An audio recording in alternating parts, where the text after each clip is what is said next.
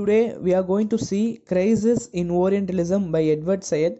Edward Said was born in Jerusalem and he is a prominent scholar and an important figure in post-colonial studies. He is a well-known activist in a Middle Eastern politics. He is a cultural critic best known for his book Orientalism in 1978.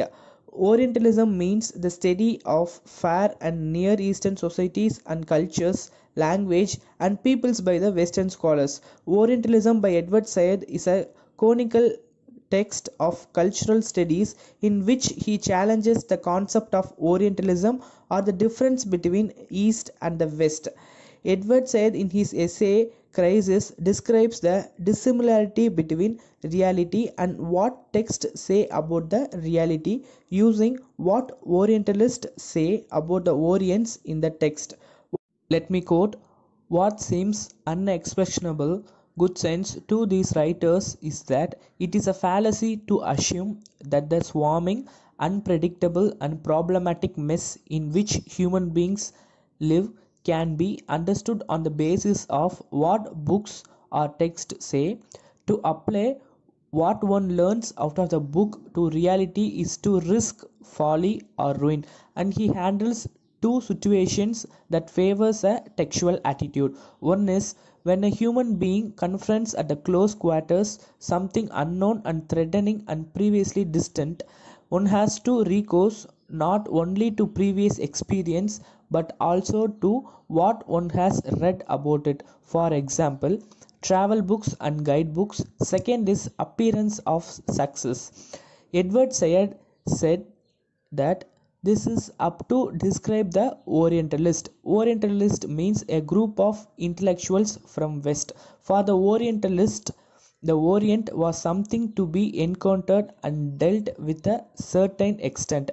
This happened because of the mysteriousness of the Orient to the Westerners. It was the text of Orientalists from the West that shaped the image and reality of the Orient. They held a textual attitude towards the Orient. Next, Edward Said moves to the preposterous transition. That means Orientalist overrode the Orient. This is like a post-colonial attitude. This transaction comes down to the Westerners wanting to control the Orients, to dehumanize them in a way to make the Orient their own and their own slaves. Thus, Edward Said relates Orientalism to colonization. To colonize meant at first the identification, indeed the creation of the interest. These could be the commercial or communicational or military or religious or cultural. Next, Orientalism is grounded in the text. It is then a textual and a mental colonization of the Orient. This makes the Orientalist to control the Orient. Edward Said says that it is as if, on the one hand, a bin called Oriental existed into which all the authoritative, anonymous, and traditional Western attitude to the East were dumped. On the other, true to tradition of storytelling, one could nevertheless tell the experience with or in the Orient. And one important thing that Edward Said point out is that the modern Orientalist stands apart from the Orient, yet still shapes that image and forms a textual opinion of something so far from the reality. His Orient is not the Orient as it is, but the Orient as it has been orientalized. By the end of World War I, both Africa and the Orient formed not so much as an intellectual spectacle for the West. The scope of Orientalism matched the scope of the empire that provoked crisis in the history of Western thought about the Orient.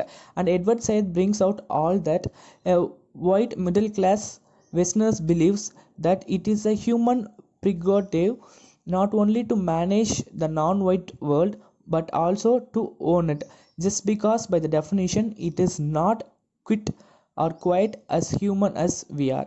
It is the dehumanization that Edward Said connotates with the Orientalism. And in the concluding part, Edward Said finishes his essay by describing his and Orient crisis. The present crisis dramatizes the disparity between the text and the reality. He not only exposes the source of Orientalism views but also to reflect on its importance for the contemporary intellectual fields that to give ignorant a part of the world to avoid the reality. So this avoiding reality is the reality in the crisis. Thank you.